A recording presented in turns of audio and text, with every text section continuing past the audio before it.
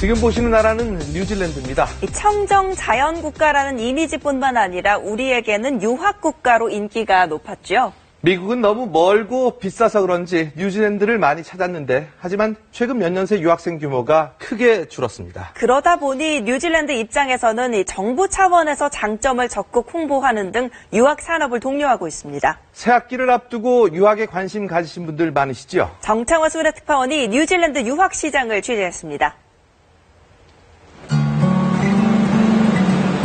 고1 때 처음으로 말레이시아에 유학했다는 현승민 군. 1년 뒤부터 뉴질랜드로 옮겨 공부하고 있습니다.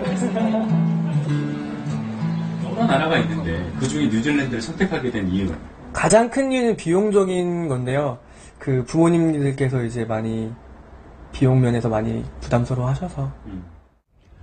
이곳은 뉴질랜드의 경제 수도로 불리는 오클랜드입니다. 편리한 기반 시설을 바탕으로 공립과 사립학교들이 몰려있어 한국인 유학생이 가장 많은 곳입니다. 뉴질랜드를 선택한 유학생들에게 가장 매력적인 것은 기후 조건. 여름은 우리의 봄, 겨울은 가을 날씨와 같아 1년 내내 쾌적한 환경을 느낄 수 있습니다. 인종차별도 덜하고 그리고 여기가 다문화 나라이기 때문에 좀 아시안에 대한 그 편견이 좀 적어요.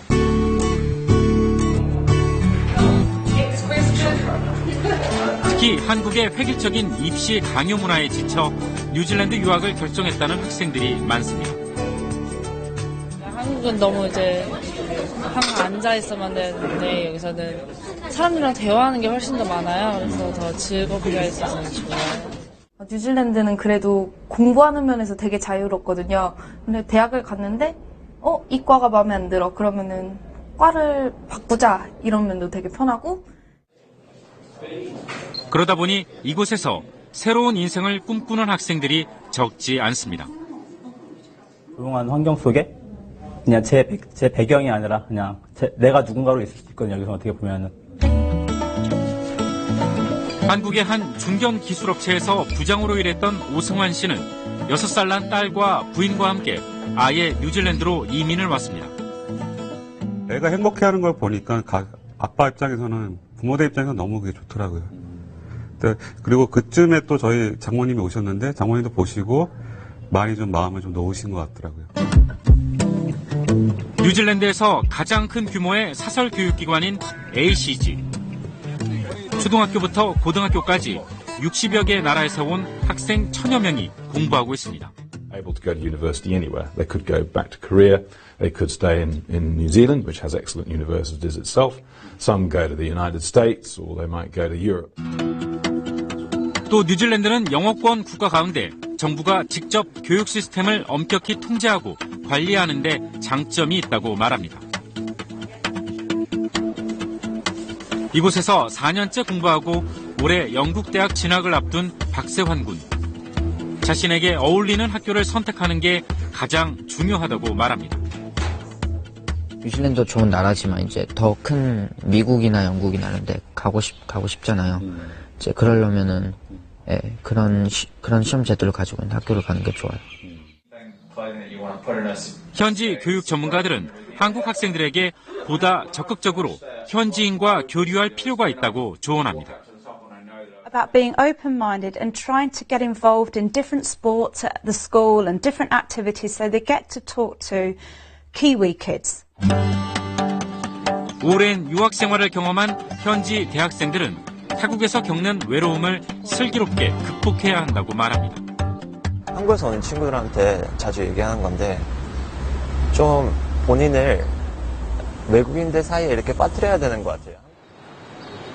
한국과 달리 비교적 자유로운 생활 때문에 자기 절제는 무엇보다 필수입니다. 전체적으로 봤을 때 한국보다 대학 입학이 쉬운 편인데 대신 졸업이 굉장히 어렵습니다. 그래서 대학을 입학했다고 해서 다 졸업이 되는 것도 아니고 자녀와 함께 유학 생활 중인 부모 역시 한국과 다른 교육 시스템을 이해하고 받아들이는 노력이 중요합니다. 안녕하세요. 두 아들을 뉴질랜드 대학에서 공부시킨 이분기 씨도 처음에 적지 않은 시행착오를 겪었습니다. 애기들마다 다 달라요. 방법이 공부하는 방법도.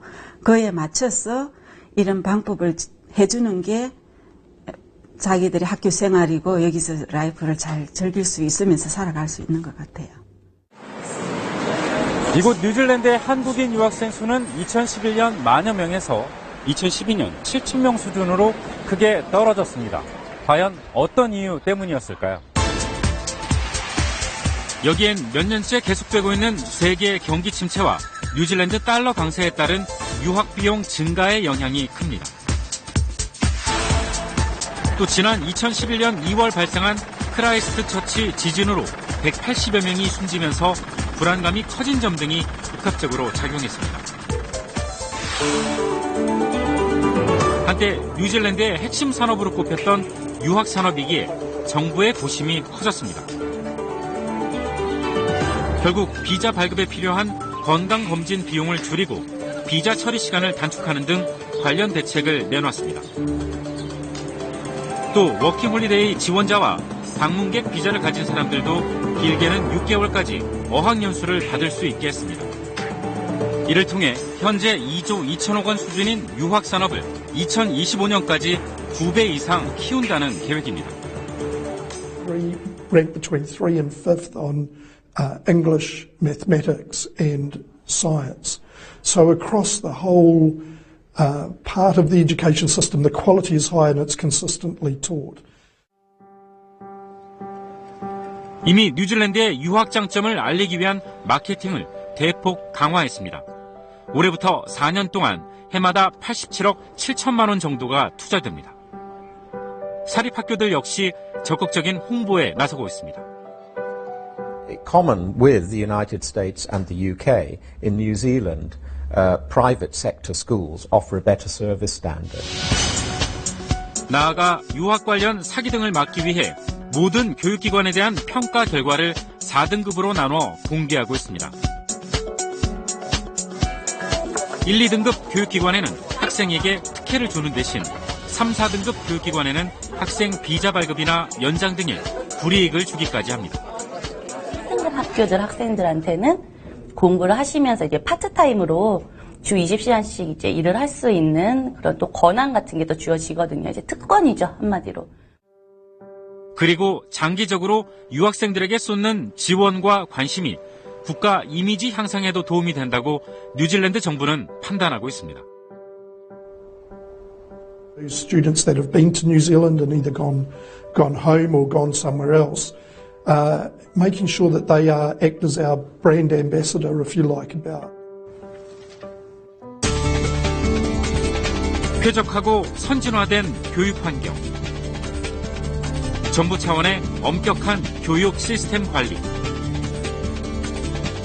여기에 적극적인 마케팅을 앞세워 뉴질랜드는 다시 한번 유학 강국으로의 부활을 꿈꾸고 있습니다.